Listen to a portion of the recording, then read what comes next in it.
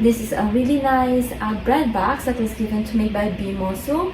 It has like lots of room to store in bread, cupcakes, cookies. Here are all the parts, and it came with a screwdriver.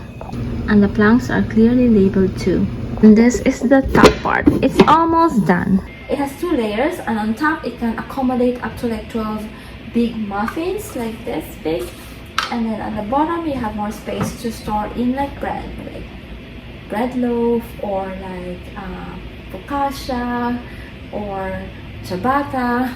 So it has a lot of room at the bottom too. And this is not just a bread box, this is a multi-function box. You can use this to store like your mugs, for example. And then I'll show you with like mugs here. You can store up to like 6 mugs, so I can push it in, or probably more. And then also use this to store in tea if this is in your tea nook, or even coffee. And then mugs here, is the use of this is like endless. Really durable, see, and very well made, very easy to put together too. You can see the wood, that's like the wood up close. What impressed me most about this is the space, how roomy it is.